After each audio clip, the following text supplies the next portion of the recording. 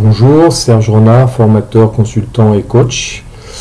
Mes 23 ans d'expérience et d'innovation fait que je suis devenu donc un spécialiste de l'approche andragogique multimodale coopétitive dans mes actions de formation, de conseil, de coaching, bien entendu avec et dans ces domaines d'expertise. Donc je suis ici pour réaliser avec vous un tuto sur les conditions de réussite pour les différents entretiens, aussi bien entretien annuel, entretien professionnel, entretien de recadrage et tout autre entretien. Alors l'objectif c'est de comprendre, vous avez ici donc les points positifs évoqués, les points positifs non évoqués, les points négatifs non évoqués et les points négatifs évoqués. Si vous êtes en haut de ce schéma, c'est-à-dire ici par exemple à gauche, point positif évoqué, point négatif non évoqué, le salarié se sentira manipulé parce qu'il sait bien qu'il n'y a pas que des points positifs, il y a toujours des éléments à remettre en cause ou à faire évoluer. Si vous êtes dans les points positifs évoqués, dans les points négatifs évoqués, avec effectivement une équité entre les deux, ça ne veut pas dire 50%, 50%, c'est en fonction de ce qui se passe, en fonction de la réalité. Si vous évoquez effectivement les deux sans avoir peur, le salarié sentira écouté, il percevra que vous êtes professionnel et qu'il y a une équité dans la relation.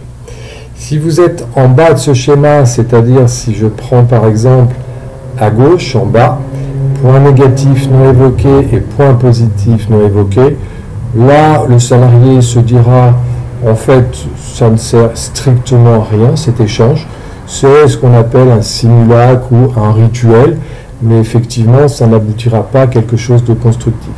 Si vous êtes en revanche point négatif évoqué et point positif non évoqué, là quelque part il se sentira accusé, il percevra que vous êtes systématiquement que sur les points négatifs, donc il percevra que dans tous les cas vous ne percevez pas ce qu'il a pu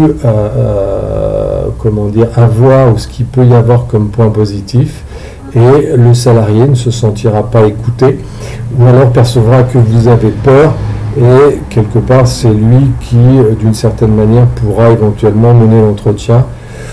Mais effectivement la seule solution c'est cette solution en haut à droite où les points positifs sont évoqués et les points négatifs sont évoqués sans peur, sur la base de faits, et à ce moment-là on aura bien un entretien qui sera équitable pour chacun, qui sera professionnel et qui sera constructif. Je répète, ne pas avoir peur d'évoquer les deux, ne pas se dire si j'évoque les points positifs, il va me demander une augmentation de salaire ou autre.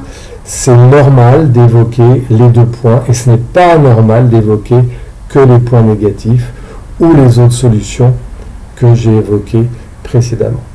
Je vous souhaite de très bons entretiens. Si vous souhaitez plus d'informations et me joindre, vous avez mon site internet et à la fin de celui-ci, ma fiche contact qui vous permet de prendre contact avec moi. Merci beaucoup. Au revoir.